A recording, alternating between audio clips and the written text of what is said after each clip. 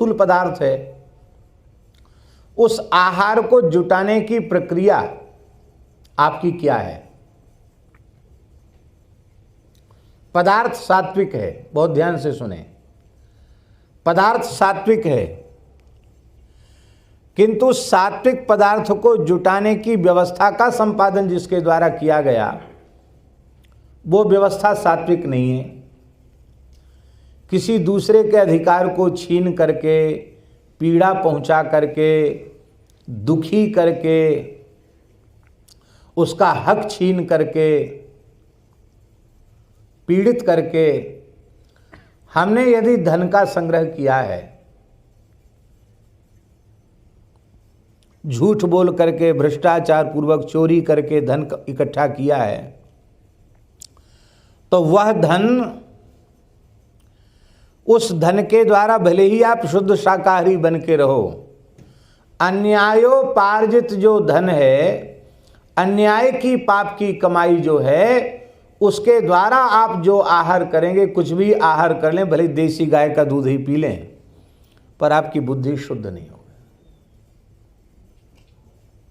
इसलिए आहार जिस प्रक्रिया के द्वारा हम इकट्ठा करते हैं, उस आहार के प्रक्रिया के संपादन की जो पद्धति है, वो पद्धति भी शास्त्रीय होनी चाहिए, अशास्त्रीय नहीं होनी चाहिए। एक कमिश्नर के यहाँ हम गए महाराज जी के साथ, खाक चौक वाले महाराज जी के साथ, ग्वालियर की बात है। इनकम टैक्स के बड़े कमिश्नर थे, बहुत अच्छे सज्जन थे, ब्राह्मण देवताई थे। तो एक सज्जन है, अब तो हम समझते हैं शायद 90 साल की आयु हो रही होगी, रामचरण लाल जी की आयु, हाँ 88 का मतलब वो 90 के निकट ही समझो, 88 माने 88 हुआ ना, तो 90 के करीब पहुँचो। तो वो भी थे और भी कई लोग थे, वो ले गए थे कमिश्नर के यहाँ, पधरावनी थी महाराज की, हम भी थे साथ। तो रामचरण लाल जी ने कहा कि बहुत अच्छे हैं भार्गव जी और बड़े विद्वान हैं, गीता का बहुत अच्छा अभ्यास है, आध्यात्मिक प्रवचन बहुत अच्छा करते हैं। उन्होंने भी बड़ी श्रद्धापूर्वक पूछ सेवा की महाराज जी की और हाथ जोड़कर कहा, महाराज हमारे कल्याण की कोई बात बता दीजिए। महाराज जी तो फक्कड़ महात्मा थे, योगी राजपुरुष थे, ऐसे बैठे रहते थे सिर नीचे करके, ध्यान में ही रहते थे प्रायः। अरे बोले पढ़े लिखे लोगों का काम है प्रवचन करना, कथा कहना, हम तो पढ़े लिखे हैं नहीं और हम क्या बताएंगे तुमको। नहीं महाराज कुछ बताओ, हमारे कल्याण की कोई एक बात बता दो। तो महाराज जी बोले, जितना रुचे और जितना पचे उतना ही खाया कर, नहीं पेट फट जाएगा। क्या कहा? जितना रुचे और जितना पचे उतनी खाया कर, नहीं तो पेट फट जाएगा।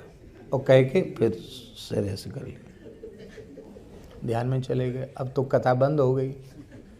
हमसे कहते तो हमें कुछ 10-5 मिनट सुना देते, पर महाराज जी ने बिना किसी लाग लपेट के एक वाक्य कहा, जितना रुचे जितना पचे उतनी खाया कर, नहीं ज़्यादा खाएगा तो पेट फट जाएगा। थोड़ी देर बाद बोले, यहाँ क्यों बैठे, चलो। चले आए। सबको बड़ा वो हुआ कि बताओ भार्गव जी के यहाँ जाके महाराज जी ऐसा बोल दिए। उसके थोड़े दिनों बाद वो किसी भ्रष्टाचार के आरोप में नौकरी से पृथक भी हो गए। तो किसी ने कहा महाराज ने कह दिया था इसलिए हो गया। तो बेचारे फिर आए, बोले हमारी महाराज बेटियां विवाह के योग्य हैं, आप आशीर्वाद दीजिए। महाराज बोले हम किसी को श्राप तो देते नहीं हैं भाई, देखो तुमने कहा हमारे कल्याण की बात बताओ, तो कल्याण की बात यही है, सरकारी नौकरी में जितनी तनख्वाह मिलती है उसी से संतुष्ट रहो। स्वकर्मणा तमभ्यर्च सिद्धिम विंदति मानव, गीता का महावाक्य है। आपको जो ड्यूटी मिली है, आपको जो सेवा मिली है, वो सेवा आपको परमात्मा ने दी है, उस कर्म के द्वारा आप ईश्वर को ही संतुष्ट कर रहे हैं, ईश्वर की प्रसन्नता प्राप्त कर रहे हैं। यदि इस भाव से हम काम करेंगे तो हम जो कुछ काम भगवान ने हमको दिया है वो हमारा सामान्य कर्म भी ईश्वर की उपासना बन जाएगा, उसमें पवित्रता आ जाएगी। हर व्यक्ति अपने कार्य के प्रति ईमानदार रहे, अपने कर्तव्य का पालन के प्रति सजग रहे। किसी भी प्रकार से बेईमानी की कमाई हमारे जीवन में नहीं आवे। वो बेईमानी की कमाई हमारे मन को बिगाड़ेगी, हमारी बुद्धि को बिगाड़ेगी, हमारे चित्त को बिगाड़ेगी। और हमारा मन बुद्धि ही विकृत हो गया तो हमारा परिष्कृत क्या रह जाएगा? हम सब कुछ नष्ट हो जाएगा, सब कुछ समाप्त हो जाएगा। तो आहार की व्यवस्था जिसके द्वारा हम संपादित कर रहे हैं वो हमारी व्यवस्था भी पवित्र होनी चाहिए, वो व्यवस्था भी अपवित्र नहीं होनी चाहिए। भगवान की दया से ऐसे लोगों को हमने देखा है और देख भी रहे हैं जो बहुत ईमानदार हैं, बड़े कर्तव्यनिष्ठ हैं। उनके जीवन को हमने देखा कि स्वाभाविक रूप से आध्यात्मिकता का भाव उनके भीतर आ जाता है। और जो बाहर से आध्यात्मिकता का प्रदर्शन बहुत करते हैं लेकिन व्यक्तिगत उनका जीवन पवित्र नहीं होता है, उनका व्यवहार पवित्र नहीं होता है, तो वो जो नाटक है प्रदर्शन वाला वो केवल नाटक बन करके रह जाता है, उससे उनको कोई लाभ नहीं होता है। तो हम अपने जीवन की जो व्यवस्था है उस व्यवस्था को शास्त्रीय बनावें और उस शास्त्रीय व्यवस्था में बहुत लंबी चौड़ी बात कहने सुनने की आवश्यकता नहीं है। महाभारत का एक श्लोक है, इतना बढ़िया श्लोक है कि इस श्लोक में संपूर्ण धरती की मानव जाति का धर्म समाहित है। सारे भेद समाप्त हैं, जाति के भेद समाप्त हैं, मत पंथ के भेद समाप्त हैं और पूरे संसार में इस वाक्य के द्वारा मानवता की स्थापना हो सकती है। भगवान व्यास कह रहे हैं महाभारत में, श्रूयताम धर्म सर्वस्वम श्रुत्वा चैवावधार्यताम आत्मनः प्रतिकूलानि परेशान न समाचरेत। भगवान व्यास कह रहे हैं धर्म का निचोड़ सुनो, धर्म का सार सर्वस्व सुनो और सुनकर उसे धारण करो। श्रूयताम धर्म सर्वस्वम श्रुत्वा चैवावधार्यताम, उसे अपने जीवन में आत्मसात कर लो, अपना लो। क्या? आत्मनः प्रतिकूलानि परेशान न समाचरेत।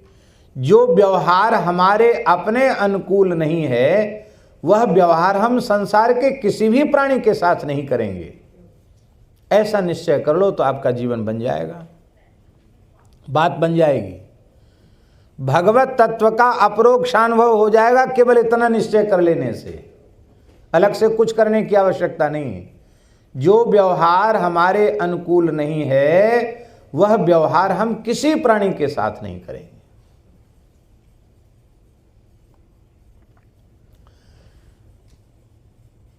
कृतज्ञता सबसे बड़ा पाप है और कृतज्ञता सबसे बड़ा सत्कर्म है।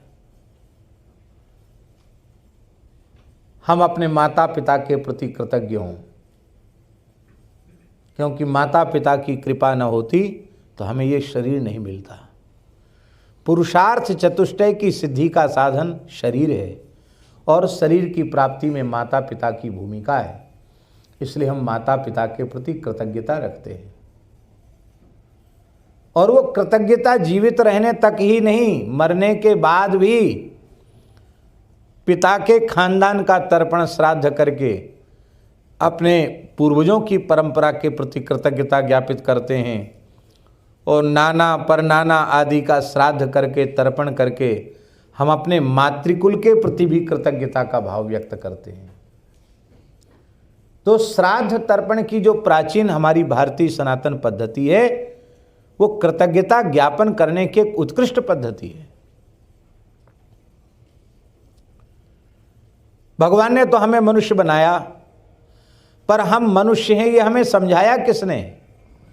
ये समझाया हमें ऋषि मुनि महात्माओं ने, संतों ने, शास्त्रों ने समझाया।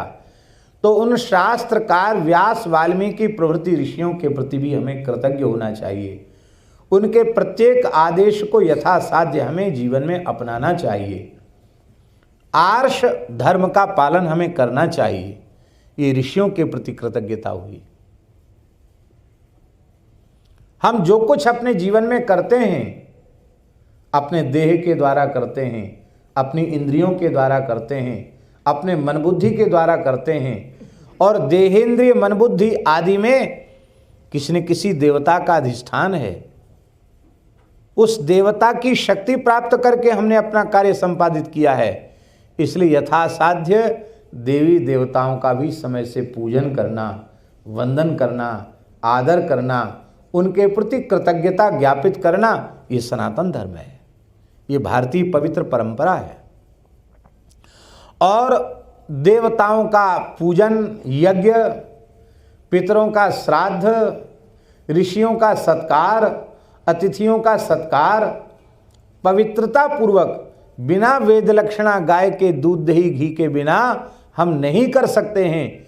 इसलिए गाय के प्रति सर्वाधिक कृतज्ञता का भाव रखना ये सनातन धर्म है, क्योंकि उसके बिना न हम देवताओं के प्रति, न ऋषियों के प्रति, न पितरों के प्रति कृतज्ञता ज्ञापित कर सकते हैं।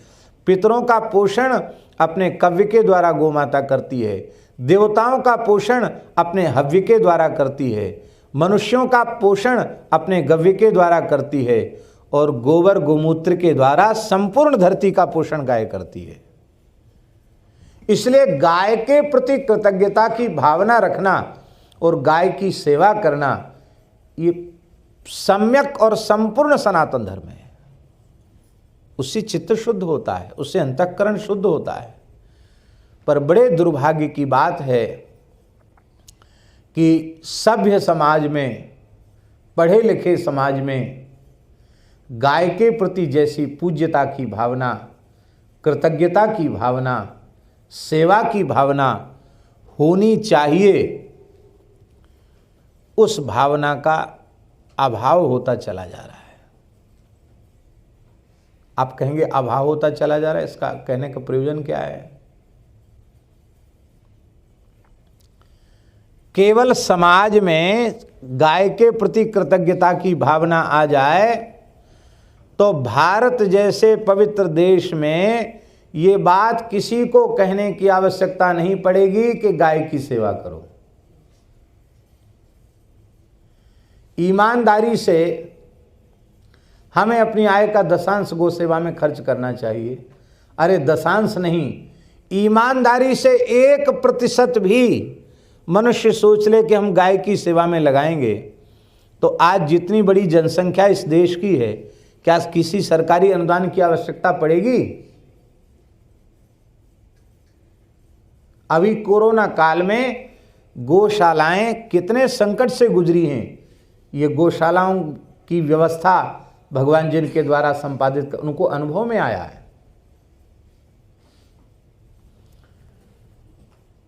इष्टम धर्मेण योजयेत, जो हमारा प्रिय हो उसको हम धर्म से जोड़ें, और धर्म है गाय। गाय लौकिक अभ्युदय तो हमें देती ही है, हमारी आध्यात्मिक उन्नति का भी मूल गाय है। हमारी आध्यात्मिक उन्नति भी गाय करती है। तो इस प्रकार से हम अपने जीवन को प्रातःकाल जगने से लेकर सोने तक आहार शुद्धि के द्वारा, थोड़े समय बैठ करके देवाराधन के द्वारा,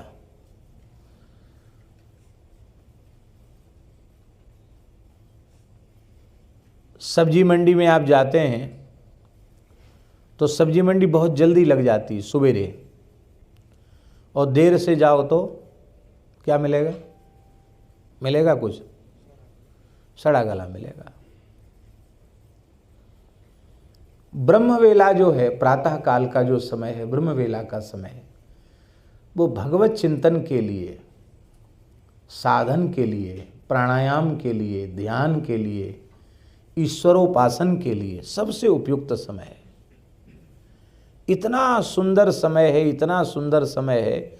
उस समय को चाहे आप मुर्दे की तरह पड़े पड़े गंवा दो, या फिर उस समय स्नान करके पवित्र होकर आप 1 घंटे आधा घंटे भी ईमानदारी से बैठ करके आप साधन कर लें। हम विश्वास पूर्वक कहते हैं उसकी दिव्यता का प्रभाव 24 घंटे तक आपके चित्त पर बना रहेगा।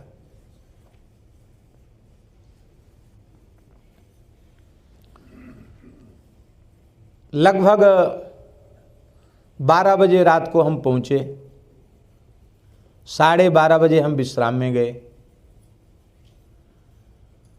और यहाँ आना था सवेरे 8 बजे। 8 बजे आने का मतलब है जहाँ रुके थे वहाँ से 7:30 बजे चलना। फिर भी शायद 5-7 मिनट विलम्ब ही हुआ आने में। 8 बजे तो यहाँ नहीं आ पाए। कितने बजे आए? हाँ, तो 10 मिनट लेट हो गए हम। अब हमको सवेरे अपना जो कुछ काम करना है उसको पूरा करने के लिए हमको चिंता थी, और कोई चिंता नहीं थी। फिर बाद में समय नहीं मिलेगा तो क्या करें। और 2:15 बजे ही हमारी नींद पूरी हो गई। 3 बजे तो हमने स्नान कर लिया था। अब उसके बाद लोगों के आने के पहले जो काम हो गया उसमें इतनी चित्त की प्रसन्नता कि अब दिन भर चलते रहें, कहीं भी चले जाएं तो चित्त में संतोष है कि चलो कुछ नहीं तो 10-5 मिनट जो भी हम बैठते उतनी देर हम बैठ लिए। ऐसे ही आप अपने व्यस्ततम जीवन में से ये पक्का निश्चय करो कि हमको जल्दी सोना है और शीघ्र जगना है। कथनचित कभी ऐसा भी हो जाता है कि हम देर से सोए तो भी हम सवेरे उठने का समय परिवर्तन न करें, क्योंकि सवेरे का जो समय ब्रह्मवेला का समय है वो आध्यात्मिक साधना उपासना के लिए बहुत श्रेष्ठ समय है। और हम स्वयं ही अपने दुख और अपनी अशांति को बढ़ाते चले जा रहे हैं।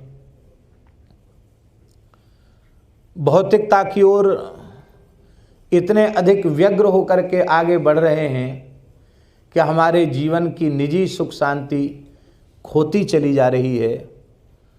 और देखने में हम मनुष्य के जैसे दिखाई पड़ते हैं। अंतःकरण हमारा देखा जाए तो वह दानवी अंतःकरण हो चुका है, आसुरी अंतःकरण हो चुका है। इसके लिए सद्विचार, सत्संग, अच्छे ग्रंथों का स्वाध्याय, आहार की शुद्धि, अच्छे पुरुषों की संगति, ये सब बहुत आवश्यक है। थोड़ा अपना समय इसमें आप अवश्य व्यतीत करें। अच्छे सत्पुरुषों के जीवन चरित्र जरूर पढ़ें। गीता, भागवत, रामायण आदि पवित्र ग्रंथों को पढ़ें जितना भी समय हो।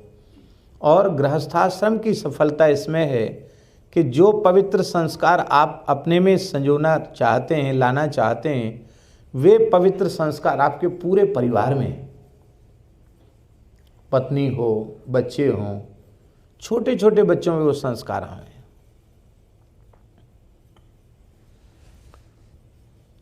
अभी एक छोटे बच्चे की बात सुनी तो मन में बड़ी प्रसन्नता हुई।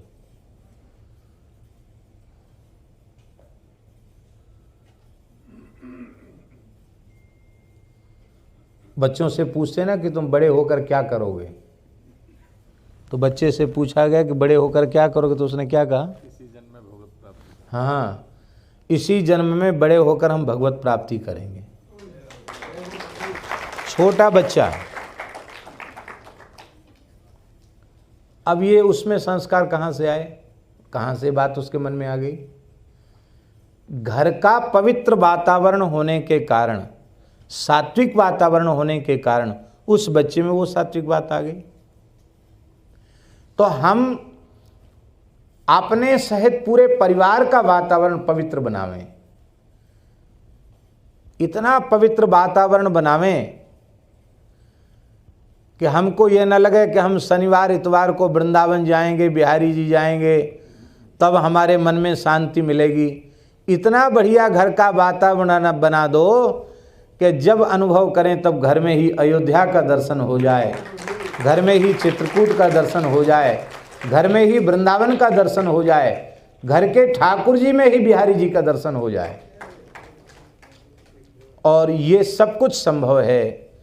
भगवान ने जो कुछ हमें दिया है हम उसका विवेकपूर्ण उत्तमोत्तम उपयोग करें। हमारे संत मलुकदास जी ने कहा, एक दया अरु दीनता ले रहिए भाई, चरण गहो जाए साधु के रीझे रघुराई। प्राणी मात्र पर दया, दीनता की भावना, अहम शून्यता और सत्पुरुषों के चरणों का आश्रय, इतना काम हम कर लें तो रीझे रघुराई। वे कहते हैं, मलुकदास जी कहते हैं, ना वह रीझे जब तब कीने ना आत्म का जारे, ना वह रीझे धोती टांगे ना काया के पखारे। तो कैसे रीझता है परमात्मा? बोले दया करे धर्म मन राखे जग से रहे उदासी। प्राणी मात्र पर दया करे, संसार में रहकर संसार से अनासक्त भाव से, उदासीन भाव से रहे और अपना सा दुख सबका जाने ताही मिले अविनाशी। जिस व्यवहार से हमें पीड़ा होती है वह व्यवहार हम किसी प्राणी के साथ न करें, ऐसा कर ले तो ताही मिले अविनाशी। सहे कुशब्द, कोई कुछ कह दे सह ले, झगड़े में न पड़े, वादहु त्यागे छाड़े गर्भ गुमाना, यही रीझ मेरे श्री रघुवर की कहत मलूक दीवाना। इतने से भगवान रीझ जाते हैं। भगवान आप सबका मंगल करें, कल्याण करें।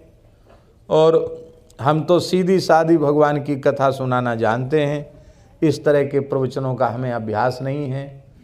और अभी जो इन्होंने भैया ने कहा था कि किसी को कुछ पूछना हो, किसी का कोई प्रश्न हो, तो यदि समय हो तो 10-5 उसका भी उत्तर दिया जा सकता है।